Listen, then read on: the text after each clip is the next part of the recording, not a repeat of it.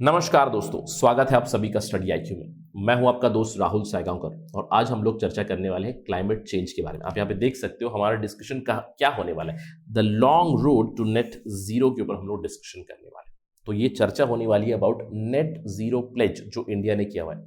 हम लोगों ने प्रॉमिस किया है कि 2070 तक हम लोग नेट जीरो एमिशन अचीव कर लेंगे at the COP conference of parties 26। I am quite sure कि अभी तक आप ये सोच रहे होंगे कि this is going to be another run of the mill discussion on climate change. Yes, climate change के ऊपर चर्चा तो चलेगी, लेकिन इस पर्टिकुलर लेक्चर में आपको एक बहुत ही अच्छी यूनिक आइडिया मिलेगी with respect to answer writing. तो डिस्कशन आपके लिए बहुत जरूरी होगी, specially for aspirants UPSC civil services, state PSC, जहां पे आपको सब्जेक्टिव क्वेश्चंस आते हैं। And I am quite sure कि आने वाले मेंस में, UPSC सिविल सर्विसेज मेंस में कोई ना कोई सवाल तो जरूर रहेगा with respect to climate change. Paris climate agreement जो हम लोगों ने जीरो प्लेज किया हुआ है, उसके ऊपर भी सवाल आने की संभावना जरूर होती है कि is it very ambitious, are we going to achieve it, how can we achieve it, what are the steps needed to achieve it. कुछ इस तरह के सवाल जरूर आ सकते हैं। और यहाँ पे मैं आपको आंसर राइटिंग की टिप भी दूंगा कि कैसे चीजों को रटने की जरूरत नहीं पड़ती। अगर आप चीजों को समझोगे तो you can automatically recall and right in the examination. चलिए चर्चा शुरू करते हैं about this particular thing, net zero. क्यों ये चर्चा हो रही है? हम जानते हैं कि इंडिया ने नेट जीरो प्लेज किया हुआ है 2070 तक। COP कॉन्फ्रेंस ऑफ पार्टीज 26 में Indian prime minister Narendra Modi surprised everybody by pledging net zero emissions by 2070। अब ये नेट जीरो एमिशन क्या होती है? नेट जीरो एमिशन मतलब ग्रीन हाउस गैसेस, मैं उदाहरण ले रहा हूँ CO2 का। यहाँ पे ग्रीन हाउस गैस एमिशंस जितना आप एमिट करोगे उतना आप एब्जॉर्ब भी करोगे, यानी कि नेट जीरो आप एमिट कर रहे हो in the environment. Whatever is release that you are absorbing. आप अपना ग्रीन कवर बढ़ा रहे हो जिससे कि आप CO2 को या फिर ग्रीन हाउस गैसेस को अब्जॉर्ब भी कर रहे हो। That is the meaning of net zero. अब जब ये नेट जीरो अनाउंस हुआ, उसी के साथ प्राइम मिनिस्टर नरेंद्र मोदी ने अनाउंस किया पंचामृत। तो पंचामृत मतलब 5 इनिशिएटिव्स या फिर 5 स्टेप्स जो इंडिया अपनी तरफ से पूरे विश्व को दे रहा है for the fight against climate change. सबसे पहली चीज बताई कि 500 गीगावाट हमारा टारगेट बनेगा बाय 2030। ये टारगेट 450 गीगावाट था, इसको बढ़ा दिया गया है। इसके अलावा इंडिया 50% जो अपनी एनर्जी की रिक्वायरमेंट है उसको फुलफिल करेगा फ्रॉम रिन्यूएबल एनर्जी।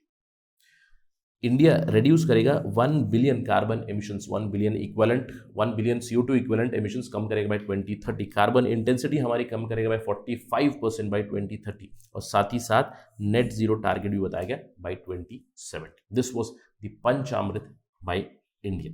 अब सबसे पहला सवाल ये उठता है कि इंडिया ने 2070 चूज किया। बहुत से लोगों ने क्रिटिसाइज किया कि बहुत दूर है टाइम, 49 ईयर्स है अभी, तो it's a very long time, it's a long road ahead. But one needs to understand it does make sense, right? क्योंकि 49 ईयर्स अवे है।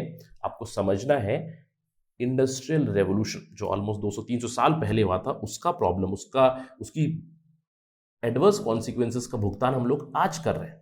आई होप यू रियलाइज उस सेंस में 49 years is very less. In fact अगर India के perspective से सोचे 49 years भी काफी कम पड़ जाएंगे, because it is going to be a very very stiff target. क्यों? ऑल्दो हम लोगों ने लॉन्ग टर्म सोल्यूशन क्यों लिया है, 49 ईयर्स क्यों मांगे? क्योंकि अगर आप बात करें चाइना की, चाइना ने 2060 कहा, US की बात करें 2050, बहुत सारे कंट्रीज 2050 तक नेट जीरो अचीव करेंगे, ये प्लेज किया हुआ है। और अगर हम लोग टॉप 3 एमिटर्स की बात करें, यूनाइटेड स्टेट्स, चाइना और थर्ड आता है India in terms of absolute emissions. India की जो एमिशन है पूरे वर्ल्ड के एमिशन में कंपैरिजन में 7% है। तो इंडिया अभी फिलहाल थर्ड हाईएस्ट एमिटर है, वी डू अग्री। बट अगर हम लोग पर कैपिटा एमिशंस की बात करें, अकॉर्डिंग टू वर्ल्ड बैंक, 2018 के फिगर से हैं, वर्ल्ड बैंक ने कह दिया इंडिया का पर कैपिटा एमिशन 2018 में 1.8 टन था। इसका मतलब है एक इंसान, मैं कितना कार्बन पर कैपिटा कंट्रीब्यूट करता हूं towards greenhouse gas emission, 1.8 ton. But अगर वही एक इंडिविजुअल अगर आप पकड़े यूनाइटेड स्टेट से 15 टन, यूके से 5.4 टन, इनफैक्ट एवरेज जो डेवलप्ड नेशन से उनका भी around 3.7 tons of CO2 is emitted by an individual. Per capita emission उतना ज्यादा है, राइट? इंडिया अभी भी काफी कम है। इनफैक्ट 2030 तक इंडिया का पर कैपिटा एमिशन 2.4 टन बताया जा रहा है। ऑल्दो जिस तरह से हमारी डेवलपमेंट चल रही है, जिस तरह से पॉपुलेशन डायनामिक्स हो रही है, जिस तरह से हम लोग ग्रीन एनर्जी के ऊपर फोकस कर रहे हैं, हम लोग कब पीक करेंगे ये अभी तक क्लैरिटी नहीं है। यानी कि 2.4, you can see here from 1.8 to 2.4 पहुंचेंगे 2030 में। 2040 में हम लोग 2.4 टन से ज़्यादा रहेंगे, कम रहेंगे, इसके ऊपर ज़्यादा क्लैरिटी नहीं, लेकिन when will peak that we do not know. That is why the deadline has been set safely to 49 years. अब आपको लग रहा होगा कि सर बहुत टाइम है, 50 साल बहुत टाइम होता है, हम लोग अपना नेट जीरो एमिशन प्लेज जो है उसको कंप्लीट कर लेंगे, but it is very very stiff. सवाल उठता है सर कैसे हम लोग अचीव कर सकते हैं, व्हाट एग्जैक्टली इज नीडेड। देखिए किसी भी चीज़ को अगर आपको स्टेप्स समझने हैं, क्या करने की जरूरत है, उसके लिए आपको सबसे पहले पिन पॉइंट कीजिएगा प्रॉब्लम को। What are the sources, when you pinpoint the sources then you bring a solution for that. और आंसर राइटिंग का भी यही एक बहुत ही इंपॉर्टेंट फॉर्मूला है। जब भी आप आंसर राइटिंग करोगे यूपीएससी सिविल सर्विसेज के लिए, स्टेट सर्विसेज में, अगर सवाल आ गया आपको कि किसी सेक्टर में किसी चीज़ की आपको प्रॉब्लम आइडेंटिफाई करनी है और आपको सॉल्यूशन बताना है, तो जब भी आप प्रॉब्लम आइडेंटिफाई करोगे उसी प्रॉब्लम से रिलेटेड आपको सॉल्यूशन देना है। There has to be convergence और कोहेरेंस बिटवीन दीज टू।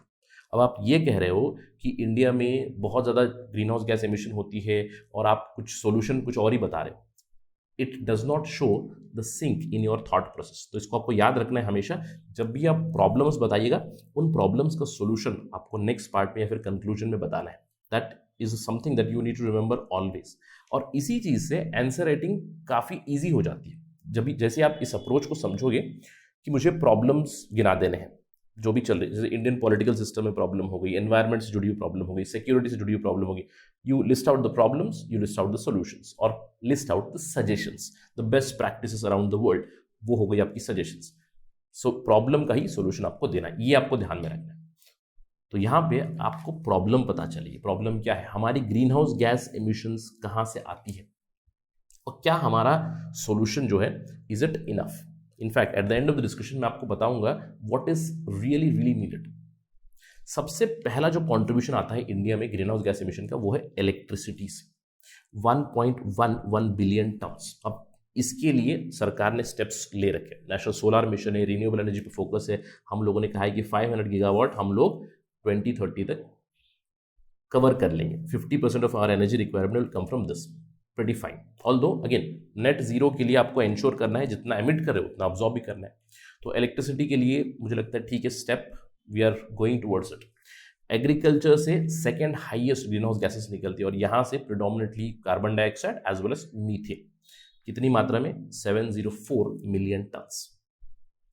इसको टेक केयर करने की बहुत ज़्यादा ज़रूरत है। अब कैसे करेंगे, देखिए इसको जीरो तो हम लोग कर नहीं सकते, but we have to work towards net zero. That means reduce the emissions, increase the green cover. Identify कीजिएगा व्हाट इज द प्रॉब्लम। और कहीं ना कहीं हमारा ऑलरेडी एक मुहिम छिड़ा हुआ है इसकी तरफ, सस्टेनेबल एग्रीकल्चर का। We already have a national mission for sustainable agriculture which is working towards this to reduce greenhouse gas emissions.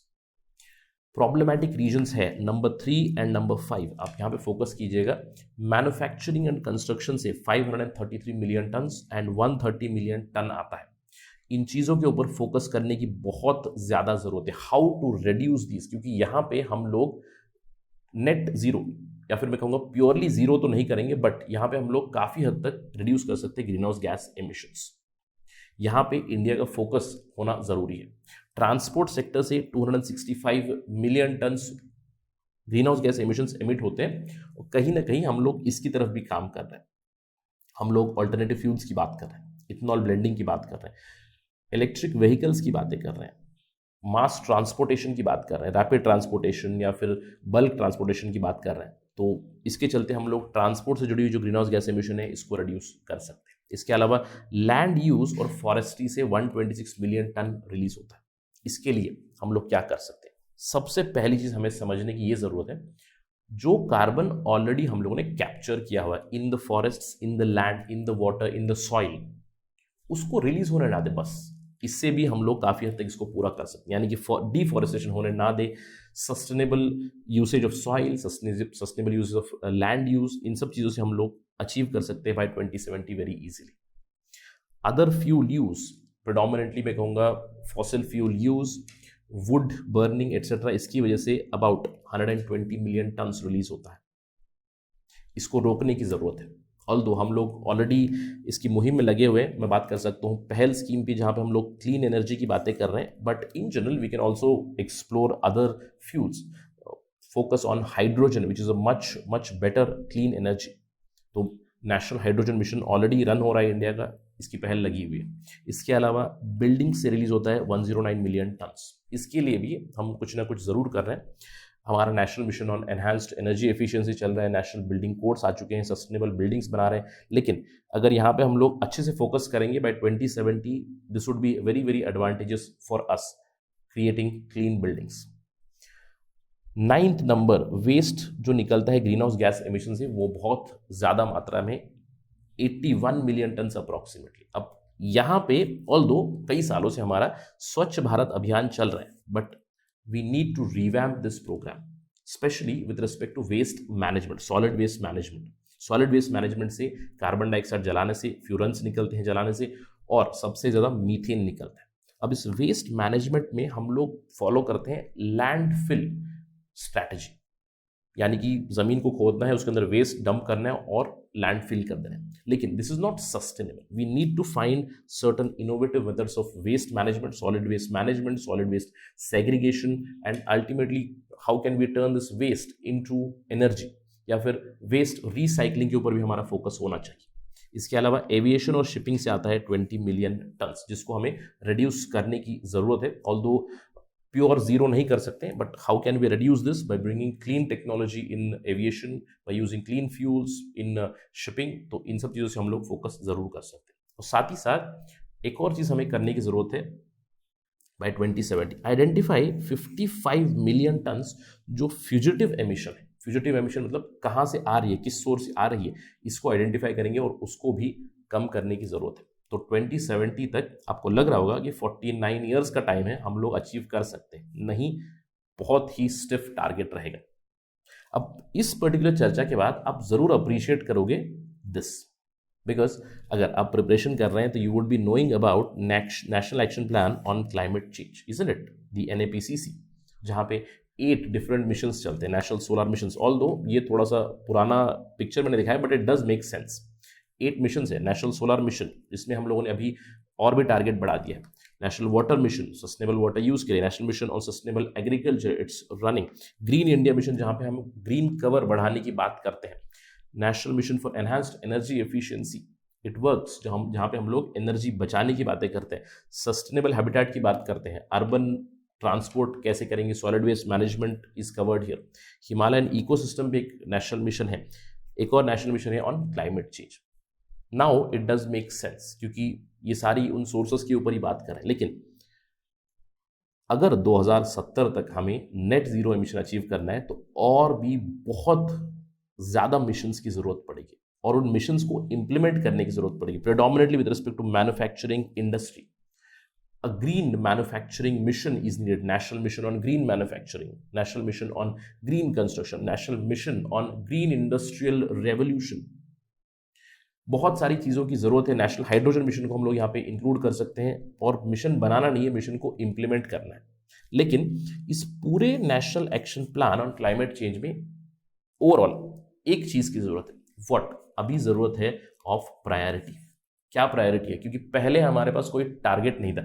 अभी इन सारे मिशंस को हमें अलाइन करना पड़ेगा with target of 2070. That is the most important message from this discussion.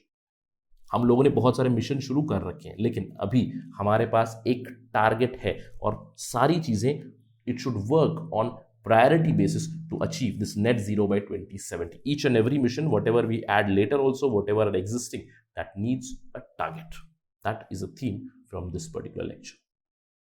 That is it in this particular lecture. I hope this was helpful for you. और अगर आपको ये lecture पसंद आया तो you can always follow me on the ID @RahulSai222. और अगर आप preparation कर रहे हैं, then do visit the details that are given here to know more about us, to know more about our programs and avail our services. Thank you for watching this. Jai Hind.